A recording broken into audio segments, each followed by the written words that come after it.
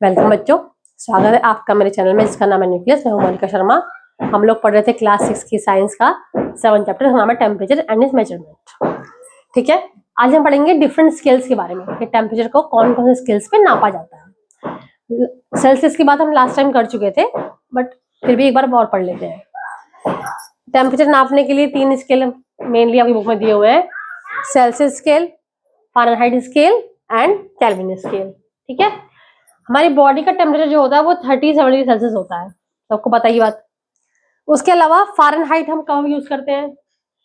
जब हम बुखार होता है, हम बुखार नापते हैं, जो थर्मोमीटर है उसमें रीडिंग जो है वो 101, 102 ऐसे आती होगी, आपने देखा होगा। वो जो रीडिंग है वो आपको डिग्री फ़ारेनहाइट बताती है, वो रीडिंग सेल्सियस में नहीं होती है। ओके, तो ये बात तो हुई फ़ारेनहाइट स्केल की। एक और स्केल आता है जिसे बोलते हैं केल्विन स्केल। केल्विन स्केल जो है या केल्विन ये यूनिट है, ये एसआई यूनिट है, मतलब स्टैंडर्ड यूनिट है टेम्परेचर को नापने की। इसका मतलब ये हुआ कि हमारे पास 3 स्केल है, सेल्सियस, फ़ारेनहाइट और केल्विन। और इनकी यूनिट क्या क्या है? इनकी यूनिट है सेल्सियस, फ़ारेनहाइट और डिग्री सेल्सियस, डिग्री फ़ारेनहाइट और केल्विन, आपको पता होगा। ठीक है, अब मान लीजिए आपको किसी ने बोला है कि एक टेम्परेचर दिया है वो केल्विन में, कि आपको 37 केल्विन को आपको डिग्री सेल्सियस में चेंज करना है, तो आप क्या करेंगे? आप कुछ नहीं करेंगे, आप सिंपल उसमें 273 ऐड कर देंगे या 273.15 ऐड कर देंगे। ऐड करके जो यूनिट है, जो आपका टेम्परेचर आएगा वो डिग्री सेल्सियस में होगा। आपकी बुक में देखना, आपको समझ आ जाएगा और अच्छे से। ठीक है, तो हम केल्विन को सेल्सियस में बदलने के लिए 273 को ऐड कर देते हैं। समझ आ गया? अगला, आपका जो थर्मामीटर है, और मैं कहूं कि आपका जो क्लिनिकल थर्मामीटर है, उसमें जो रेंज है वो देखा है आपने टेम्परेचर का? आप देखिएगा, उसमें एक तरफ सेल्सियस दिया होगा, एक तरफ फ़ारेनहाइट दिया होगा। सेल्सियस लगभग आपका वही 32 से और 42 के अराउंड जाएगा, या 30 से हो सकता है, एक नॉर्मल रेंज रहती है।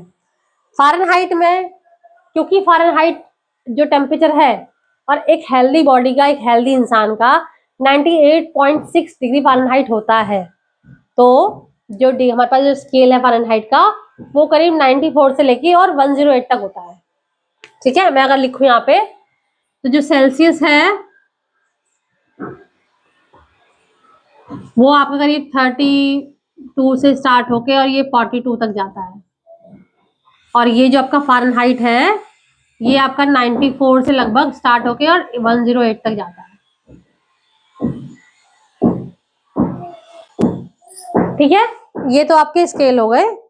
अब बात ये आती है कि क्या हम आइस का जो टेम्परेचर है आप जानते हैं कितना होता है? बिल्कुल सही, 0 होता है। बॉइलिंग वाटर कितना होता है? 100 डिग्री होता है। अब इतने स्केल से ना तो मैं आइस का तापमान ले सकती हूँ, ना ही बॉइलिंग वाटर का, तो अब क्या करें? ऐसे में हमें जो हम लेबोरेटरी थर्मामीटर है वो यूज करते हैं। ठीक है, तो उसमें क्या होता है, लेबोरेटरी थर्मामीटर की जो रेंज होती है वो बहुत ज्यादा होती है। लेबोरेटरी की थर्मामीटर की रेंज जो होती है वो -10 से लेके 110 डिग्री तक होती है। अब आइस का होता है टेम्परेचर 0 डिग्री, तो वो भी यहाँ कवर हो गया। बॉइलिंग वाटर का होता है 100 डिग्री सेल्सियस, वो भी यहाँ कवर हो गया, है ना? इसीलिए लेबोरेटरी थर्मामीटर को हम यूज करते हैं वाइड रेंज ऑफ टेम्परेचर को नापने के लिए। समझ आ गया आपको? और मैंने जो ये कलर से बनाया है बीच में, ये है अल्कोहल। लैब के थर्मामीटर में या तो अल्कोहल या मरकरी होता है, जो कि रेड कलर का होता है, ताकि हम उसका मूवमेंट आराम से देख सकें। जब टेम्परेचर लोगे और वो राइज या फॉल करेगा तो आपको दिखाई देगा, क्योंकि उसका कलर रेड है।